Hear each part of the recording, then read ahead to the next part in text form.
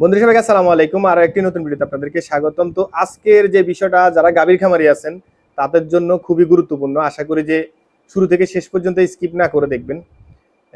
কারণ হচ্ছে যে আপনি বাছুরকে কেন গাভী থেকে আলাদা করবেন আর কিভাবে আলাদা করবেন। অনেকেই বলেন যে ভাই আমি তো আলাদা করতে পারতেছি না, বা আলাদা করলে দেখা গেছে গাভী দুধ ফানায় না, তারপর হচ্ছে যে আপনি দুধ পাই না, দুধ ছাড়ে না যেটাকে বলে আর কি। তো যে গাভীকে কেন মানে বাছুরকে কেন গাভী থেকে আলাদা করবেন সেটার কারণ হচ্ছে একটাই। আমরা এর আগে আমি যে খামারে ছিলাম আমরা দেখছেন যে আমাদের প্রত্যেকটা গাভী বাছুর দেওয়ার ঠিক আধা ঘন্টা পর্যন্ত ওই বাছুরটা তার মায়ের সাথে থাকে, এর পরবর্তীতে আমরা সেটাকে আলাদা করে ফেলি। প্রথম অবস্থায় কিন্তু এটা ছিল না। তো এটা সুফলটা কি? এটা সুফলটা হচ্ছে যে আপনি যদি গাভী থেকে বাছুরকে আলাদা করেন সেক্ষেত্রে হবে কি যে আপনার বাছুরের বডি ওয়েট অনুযায়ী যতটুকু দুধ আপনি পাওয়ার বা সে যতটুকু দুধ পাবে ওটা সবসময় আপনি একই রকম একইভাবে দিতে পারবেন। এই সেটা ফিটারে দেন, বালতিতে দেন, বলে দেন বা গামলায় দেন, যেভাবেই দেন, তাহলে আপনি ওর বডি ওয়েট অনুযায়ী দুধটা সে কতটুকু পাবে সেটাও নির্ণয় করতে পারবেন এবং তাকে ওটা প্রোভাইড করতে পারবেন। ইভেন এইটাতে সুবিধা হচ্ছে যে অনেক সময় হয় কি যদি আপনি বানে দুধ খাওয়ান সেক্ষেত্রে যদি গাভী কোনো সময় দুধ একটু কম ছাড়ে সেই দুধটা যখন বানে থেকে যাবে, যখন বাছুর সেখানে মুখ দিবে তখন পুরো দুধটা ছেড়ে দিবে। ছেড়ে দেওয়ার পরে যখন ওই দুধটা সে খাবে যদি অতিরিক্ত হয়ে যায় পরদিন থেকে সে পাতলা পায়খানা শুরু করবে, তাহলে একটা ঝামেলায় পড়বেন। আর আরেকটা হচ্ছে যে অনেক সময় যখন বাছুর আস্তে আস্তে বড় হয়ে যায় সেক্ষেত্রে হয় কি যে বাছুর অনেক সময় দাঁত দিয়ে বানগুলো মানে দুধ খাওয়ার সময় বান ফেটে যায়, কেটে যায়। হ্যাঁ, অনেক সময় একেবারে এমন ফাটা ফাটে যে আপনি দুধ দোয়াইতে গেলে হাত দেওয়ারও সুযোগ দেয় না, কারণ এটা ব্যথা থাকে। তো সে কারণে হয়েছে যে যদি আপনি বাছুরটাকে সরান সেক্ষেত্রে হবে কি যে আপনি এই ধরনের সমস্যায় পড়বেন না। ইভেন এই যে বাছুর দেখবেন যে কিছু কিছু গাভী আছে দুধ আটকায় রেখে দেয়, মানে আজকে দেখা গেছে দুধ আপনার ধরেন সকালবেলা 8 কেজি আছে, পরের দিন যায় কিন্তু আবার কমে গেছে। ও অনেক সময় দেখা গেছে পুরো দুধটা ছাড়ে না, ওটা বাছুর যখন মুখ দেয় তখন ছেড়ে দেয়। তো এই সমস্যাটা থেকেও আপনি পরিত্রাণ পাবেন। ইভেন ম্যাস্টাইটিস হওয়ার সম্ভাবনা কিন্তু অনেকটা কমে যায়।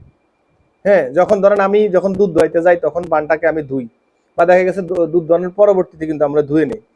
এরপরে যখন এই যে বাছুরটা যখন আপনার দুধটা খায়,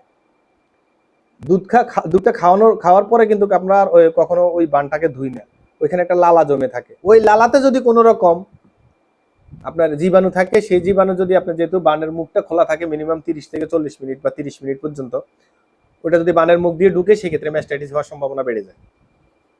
তাহলে আপনার ম্যাস্টাইটিসের হাত থেকেও বাঁচতে পারলেন যদি আপনি বাছুরকে আলাদা করেন।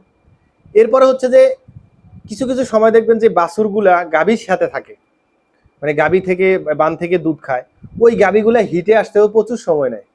কারণ হচ্ছে যে বাছুরের প্রতি একটা মায়া জমে যায়। মায়া জন্মানোর কারণে অনেক সময় দেখা গেছে আপনার ওই বাছুর গাভীটা হিটে আসতে সময় নেয়।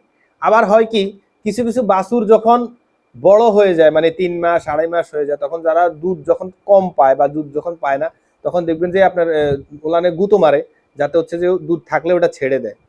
আর ওই অবস্থায় যদি আপনার গাভী প্রেগনেন্ট থাকে, হ্যাঁ গাভী যদি প্রেগনেন্ট থাকে ওই সময় আপনার অ্যাবর্শন হওয়ার চান্স বেড়ে যায়।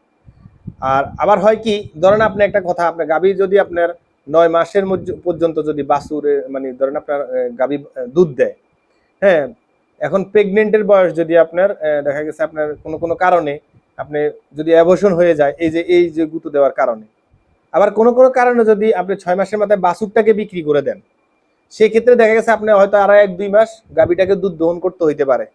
তখন হবে কি যে ওই গাভীটা আর বাছুর দুধ ছাড়বে না।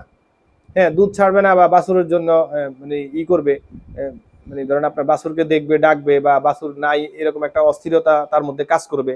তখন হবে কি যে 2-3 দিনও যদি ঠিক মতো দুধ না ছাড়ে হয়তো দুধ শুকিয়ে যাবে, নয়তো ম্যাস্টাইটিস হওয়ার সম্ভাবনা 100% বেড়ে যায়, একেবারে 99% বাড়ে ভাই। কারণ আমার কাস্টমার আছে উনি সবসময় আমার কাছ থেকে সাপ্লিমেন্ট নেয়, গাভীর সাপ্লিমেন্ট। তো উনি হচ্ছে যে আমাকে এরকম বাছুর বিক্রি করে দেওয়ার পরে এরকম একটা প্রবলেমের ভিতরে পড়ছে। তো উনি আমাকে জানাইছে বিষয়টা, আর আমিও দেখছি এই বিষয়গুলো আসলে এরকম হয়। তো এই যে এই সমস্যার হাত থেকে আপনি রেহাই পাবেন। এবার হচ্ছে যে আপনি কিভাবে বাছুরকে আলাদা করবেন। এখন যদি আপনি গাভী সহ বাছুর সহ যদি আপনি কিনে খামারে নিয়ে আসেন, ওই বাছুর আপনি আলাদা করতে পারবেন না, ওটা করা সম্ভব হয় না। আপনার খামারে যে বাছুরটা ডেলিভারি হবে সেই বাছুরটা ডেলিভারি হওয়ার পর সর্বোচ্চ ধরেন আপনার চেটে চুটে যখন পরিষ্কার করবে গাভী, তখনই আপনার প্রথম দুধটা দোয়ানোর পরে ওকে ফিটারে খাওয়ান, আর যেভাবে খাওয়ান খাওয়ানোর পরে ওকে আলাদা করে ফেলবেন, বানে দুধ খাওয়াবেন না। আলাদা করে ফেলবেন, ও ওর জায়গায় থাকবে, গাভী গাভীর জায়গায় থাকবে। হয়তো দেখা গেছে 2-1 ঘন্টা বা একদিন বা গাভী চিল্লাচিল্লি করবে, এর পরবর্তীতে দেখবেন যে আপনার ও ভুলে গেছে। এর পরবর্তীতে আপনার আর এই ধরনের কোনো সমস্যায় পড়বেন না। আমার কথা ক্লিয়ার বুঝতে পারছেন যে কিভাবে আপনি বাছুরকে আলাদা করতে পারবেন, আর বাছুরকে আলাদা করলে আপনি কি কি সুবিধা পাবেন সেটাও আশা করি বুঝাইতে পারছি। এই পর্যন্ত দেখে থাকলে বিষয়টা যদি ক্লিয়ার হয়ে থাকেন অবশ্যই কমেন্টে জানিয়ে যাবেন। আর আমাদের গাভী সাপ্লিমেন্ট আছে, যদি নেন সেক্ষেত্রে আপনার গাভী দ্রুত হিটে আসবে, দুধ বেশি হবে, দুধের প্রোডাকশন বাড়বে, এরপর হচ্ছে সময় মতো কনসেপ্ট করবে, এরপর হচ্ছে দুধের ফ্যাটের পরিমাণ বাড়বে। হ্যাঁ, আর আপনার গাভী যে এই যে বিভিন্ন কারণে এত দুধ দোয়ানোর সময় দেখা গেছে দুর্বল হয়ে যায় বা দেখা গেছে স্বাস্থ্য শুকিয়ে যায়, এ ধরনের কোনো সমস্যা ইনশাল্লাহ হবে না। তো একেবারে কম রেটে 1100 টাকায় আমরা সারা বাংলাদেশে হোম ডেলিভারি দিচ্ছি। একটা গাভীকে নিয়ে অন্তত খাওয়াই দেখবেন যে আমাদের এটাই উপকার আছে কি নেই। দেখা হবে অন্য কোনো ভিডিওতে অন্য কোনো বিষয় নিয়ে। আজকের মতো এখানে বিদায়। আসসালামু আলাইকুম।